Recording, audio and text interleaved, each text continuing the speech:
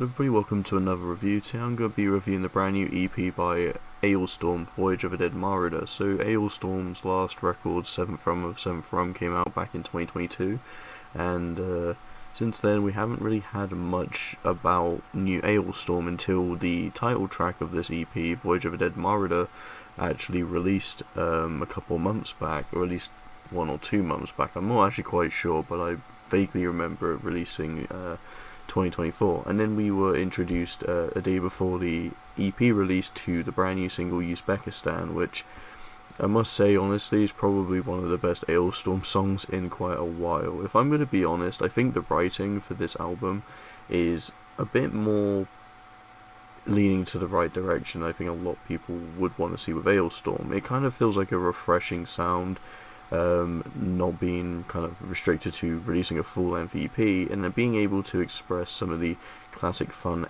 Alestorm pirate fun just within an EP on its own. Voyage of a Dead Marauder definitely feels like a classic Alestorm song, and having Patty Gurdy, the person who plays the hurdy-gurdy, as well as she applies her own voice, especially in the chorus as well, is a nice touch. She's sang before on Alestorm. Probably one of the most noticeable ones is the bridge on Zombie's AR pirate ship on Curse of the Crystal Coconut. I honestly think it's a pretty cool thing to have Patty Gurdy back for this, and as well as that, we just have some pretty good songs for this EP.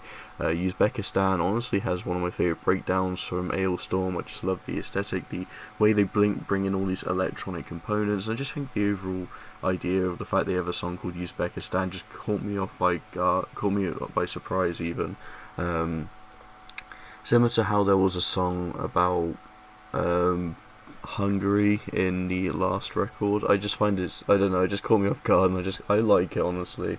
I think Uzbekistan is just a surprising title for a song, but I think it worked really nicely. And then we go into the first cover, which is The Last Saskatchewan Pirate, which is a song by the Arrogant Worms, but Alestorm definitely make it feel like Alestorm with how they do it. I just love the way that this one feels. It kind of gives me a little bit of Alestorm nostalgia. It definitely has, I don't know, some ideas that would fit with some of their older stuff, but it definitely has that new scent to it as well. I think this one manages to kind of blend in a little bit more of that seriousness into the lore of Alestorm, rather than just going for the, fun, upbeat silliness that we pretty much had for the last good few albums, I would say. I feel like the last couple of albums have probably been the most silly we've had for Alestorm, like Curse the Crystal Coconut. I mean, the whole aesthetic of that record was mainly on the fact of it was Donkey Kong Country,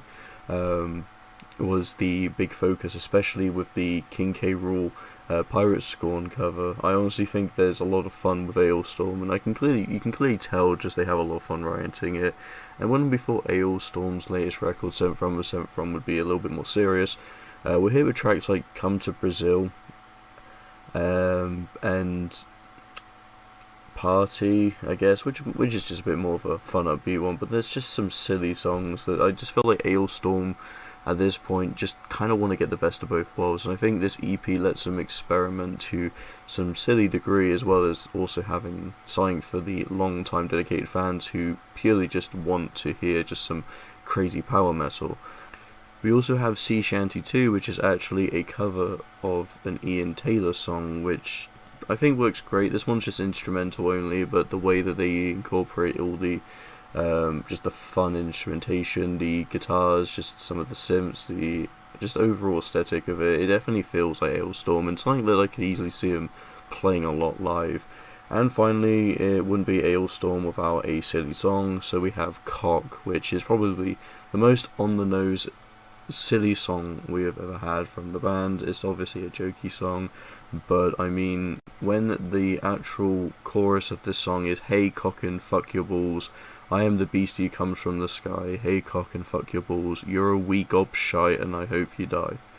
And then it's also talking about leprechauns with great tits. So yeah, that's Cock. It's probably on par with Shipboat, No Fans, or Fucked with an Anchor, or Cannonball in terms of its absurdity, and maybe even Come to Brazil. I don't know, but yeah, Cock definitely just feels like a random slap to the last minute silly song just to put onto the EP. What can I say is the EP overall? I think it's a good EP.